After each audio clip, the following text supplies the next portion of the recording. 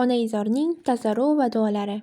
Bu qissa yurak va qon tomirlari amaliyoti bo'yicha maslahatchi doktor Xolid Jabirning aytib berganlari asosida bitildi. Esimda, huzurimga 2,5 yoshli bolachani olib kelishdi. Amaliyotdan yaxshi chiqdi. Seshanba edi o'shanda. Chorshanba kuni go'dak soppa-sog' edi. Payshanba kuni 11:15da bu holat meni shokka tushirgani tufayli vaqtini unutolmasam kerak. Hamshiralardan biri xonamga kirdi-da, bolaning ahvoli yomonlashganini, yuragi to'xtash arafasida ekanini aytdi. Cho'chib ketdim. Bolaning xonasiga chopar ekanman, xayolimga qilinishi kerak bo'lgan ishlarni rejalashtirardim. Bolaning yuragini ishlatishga urinardik. Umidimiz so'nmagan edi. Roppa-rosa 45 daqiqa harakat qildik, lekin bu muddat ichida uning yurakchasi biror marta ham urmadi. So'ngra Allohning taqdirida bor ekan, bolaning yuragi ura boshladi. Uning holati haqida yaqinlariga xabar berish uchun kuchsaliga chiqdim. Bilasizmi, shifokorlarni qiynaydigan eng og'ir ish nima? Bu bemor holati yomonligi haqida yaqinlariga xabar berishdir. Ammo bu juda muhim. Bolaning otasini so'ragan edim, topolmadim. Onasi bor ekan, u bilan gaplashdim. Bolangizning yuragi to'xtab qolishiga sabab tomog'idagi qon tomirlarida qonning qotib, to'xtab qolishidir. Nega bunday bo'lganini hali aniqlay olmadik. Fikrimcha, o'g'lingizning tomoq tomirlari faoliyatdan to'xtagan. Boshqacha qilib aytganda, tomog'i o'lik holatda, dedim. Nima deb o'ylaysiz? Onaizor menga nima dedi ekan? Yig'ladimi? Jon achchig'ida sochlarini yuldimi? Yoki menga tashlanib qoldimi? Yo'q. Biror narsa demadi. Alhamdulillah dedi-da, zaldan chiqib ketdi. 10 kunlardan keyin bolakay qo'l-oyoqlarini qimirlata boshladi. Biz Allohga shukrlar aytdik. Holati yaxshilangani, tomog'i tuzalgani haqida uydagilarga xushxabar yetkazdik. 2 kun o'tmasdan go'dak yuragi yana ishlashdan to'xtadi. Biz tag'in ishga kirishdik. Bu gal ham 45 daqiqa harakat qildik, lekin foydasi bo'lmadi. Onasining oldiga chiqdim va qo'limizdan kelganini qildik dedim. Ona tushundi. Allohim, jigarbandim sog'ayib ketishida yaxshilik bo'lsa, o'zing unga shifo ber deb duo qildi. Yig'i-sig'i qilmadi. Allohga hamdlar bo'lsin, bolaning yuragi yana ura boshladi. Biroq biz uning tomog'idagi dardga aniq tashxis qo'yib, mutaxassis fikri bilan to'liq davolagunimizcha 6 marta shu holat takrorlandi. 3,5 oy deganda bolakay harakatlana boshladi. Yana bir sinov keldi. U endigina o'ziga kela boshlagan edik hamki, boshida men hali uchratmagan g'aroyib shish va yiring paydo bo'ldi. Bu haqda onasiga xabar berdim. Bolaning holati juda yomon. Biz yuragidan ko'nglimiz to'lgan taqdirda ham bu yiring va shishlarni tuzatishga qurbimiz yetmayapti. Tayyorgarlikni ko'rib turinglar dedim. U esa yana alhamdulillah dedi-da, zaldan chiqib ketdi.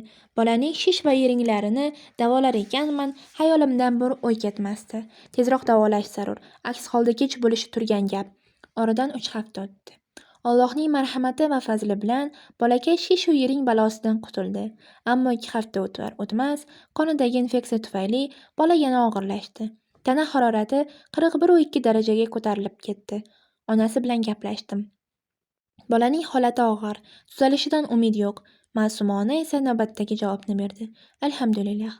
Allohim farzandim sog'ayib ketishida yaxshilik bo'lsa, o'zing unga shifo ber. Qahramonimiz holati haqida onasiga aytib bo'lgach, 6-qavatdagi bemorning holidan xabar olishga bordim. Borsam, bemor bolaning onasi yig'lab, menga baland ovozda gapira boshladi. Doktor, jon doktor, bolamga yordam bering. Isitmasi 37,6 ekan, o'lib qolmasin. Unga ajablangancha qaradim va farzandi 5-qavatda yotgan mana bu onaga qarang. Bolasining isitmasi 41 dan oshgan bo'lsa ham dod faryod solmayapti. Balki Allohga hamd aytib, chiroyli sabr qilyapti dedim.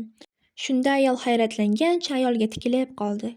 Shu onda Habibimiz Muhammad sallallohu alayhi va sallamning so'zlari yodimga tushdi. G'ariblarga jannat bo'lsin. Butun ummatga yetarli purma'no so'zlar. Men 23 yillik faoliyatim davomida hali bunday sabrli onani ko'rmaganman. Biroz vaqtdan keyin bolaning barcha a'zolari yana faoliyatini to'xtatdi. Onasiga bu xabarni berarkanman, umid qilmaslik kerakligini ham xohlamasam-da aytib o'tdim. Ona esa alhamdulillah dedi-da, ortiga o'girilib chiqib ketdi. 4-oyning oxirgi haftasi. Allohning izni bilan bolakay miyasidagi og'riq va isitmadan batamom qutuldi. 5-oy esa biz kutgandek xursandchilik bilan boshlanmadi. Endi bemorimizning ko'krak qafasi shilliq pardasiga o'ta qattiq shamollash kuzatildi. Tajribam davomida bunaqa shamollashga hali duch kelmagandim. Ko'krak qafasidan tashqaridayam asoratlar bor edi. Yurak ham bundan istisno emasdi. Bu gal onaga xulosani aytib qo'ya qoldim. Yurakni yana amaliyot bilan bekorga qiynagim yo'qligini, chorasizligimni tushuntirdim. U esa alhamdulillah deya jim bo'lib qoldi. 6,5 oy davolangach, bola gapirolmaydigan, eshitolmaydigan, biror a'zosini qimirlatolmaydigan, hatto kulolmaydigan holda jonlantirish xonasida boshqa xonaga chiqarildi. Yuragi esa davolanish asnosida ochilgan holda sun'iy to'silgan holatda edi. Bu ahvolga ona qanday bardosh berdi deb o'ylaysiz? Albatta, onaizorning Allohga bo'lgan tazarru va duolari bor edi. U biror onni ham iltijosiz o'tkazmadi. Matonat bilan sabr qildi, kutdi.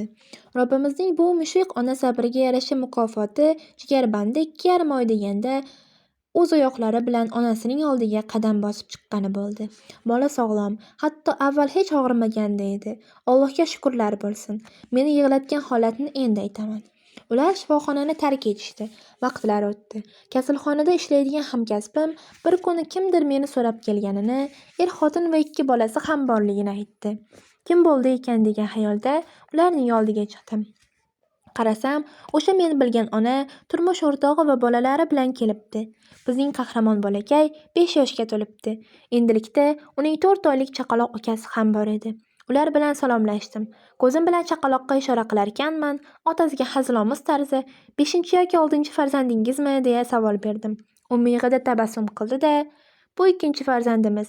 Bunisi esa to'ng'ichimiz deya bir necha bor yurak amaliyotini boshidan o'tkazgan o'sha bolakayni ko'rsatdi. Alloh bu farzandimizni turmushimizga 17 yil to'lganda bergan.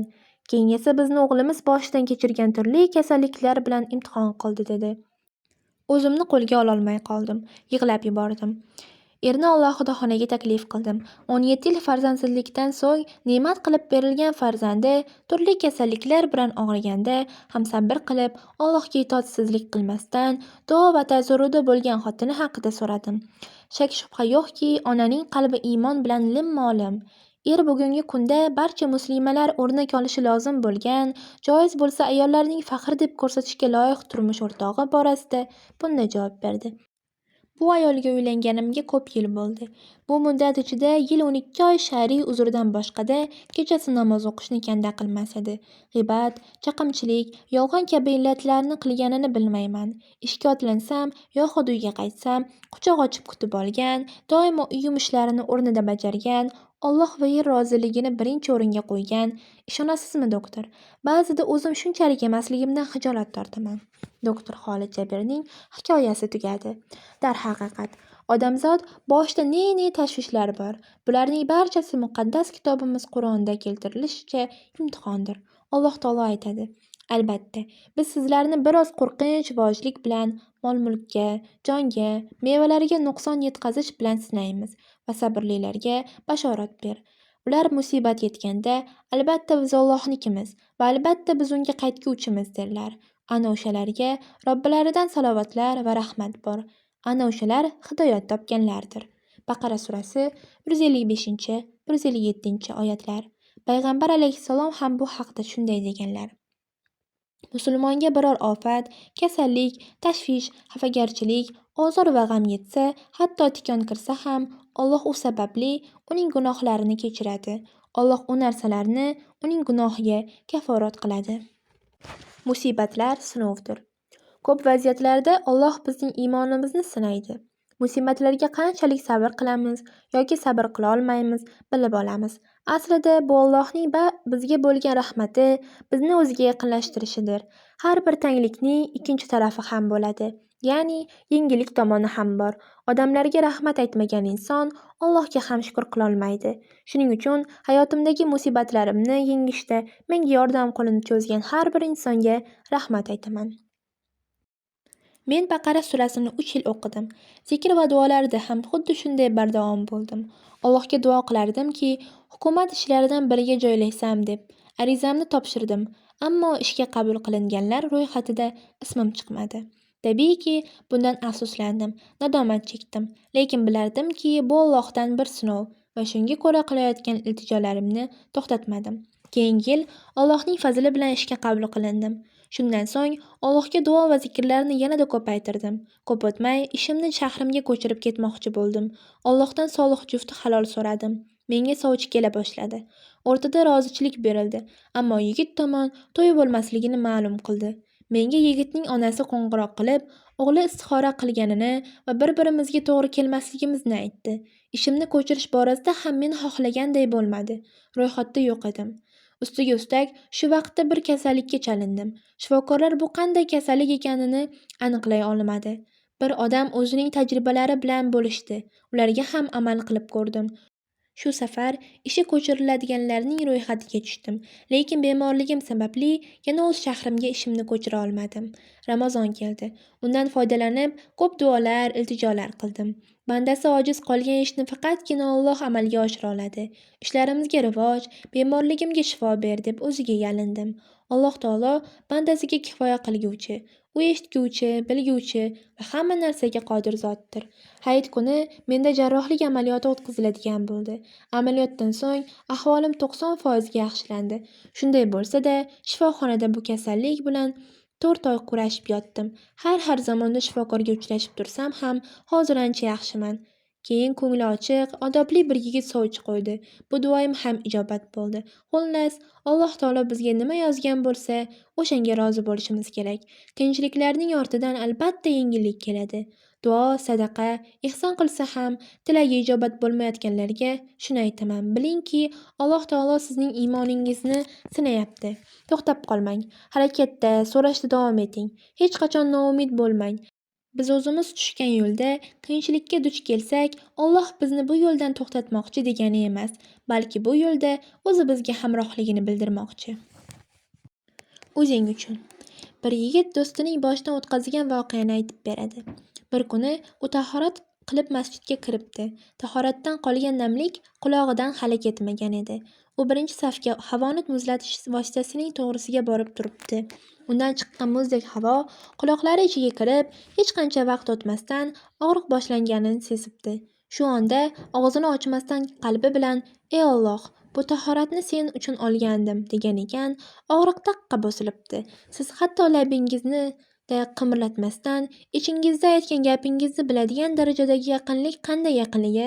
Ha, Alloh bizga shunchalar yaqinki, qalbimizdan o'tkazsak bo'ldi. U darrov eshitadi va so'raganimizni beradi. Allohning kuch-qudratiga shubha qilmang. Ba'zan biz o'zimiz xohlagan narsalarga yetisha olmaymiz, ojiz qolamiz. Bu borada tajribali insonlar, mutaxassislar bilan maslahatlashamiz, ammo o'ylagan natijamizga erisha olmaymiz. Moddiy sabablarning barchasini qilib ko'ramiz, lekin natija yo'q. Chunki najot baribir Allohdandir. Bir ayol aytadi: "Turmushga chiqqanimga 1 yildan o'tdi, lekin bola bo'lmadi. Nihoyatda qattiq xafa bo'ldim, siqildim. Buning uchun barcha choralarni ko'rdim, davolandim, ammo natija yo'q. Ayniqsa birorta tanishim mendan bola haqida so'raganda juda og'ir bo'lib ketardim. Men Ka'badullohga bordim. O'sha yerda Allohga zorlanib iltijo qildim. O'ziga hamdlar bo'lsinki, barcha ibodatlarni qilib qaytdim. Vaqti bilan yana tekshirtirdim, biroq natija yo'q. Shunda ham Allohga duo qilishdan to'xtamadim. Er-xotin arafa kunini kutdik. Turmush o'rtog'im bilan birgalikda ko'p duolar qildik, namozlar o'qidik. Peshin namozidan to shom namozining azoni aytilgunicha duodan to'xtamadik. Allohga hamdlar bo'lsinki, shundan keyin homilador bo'ldim. Keyingi yil Ramazonning o'rtasida farzandimiz dunyoga keldi. Bu baxt tinmay qilingan duo va iltijolarning samarasi edi. Shuning uchun hamma sabablarni qilganingizdan keyin ham noumid bo'lmang. Sabablar turli bo'lishi mumkin. Biri bo'lmasa boshqasi ish berib qoladi.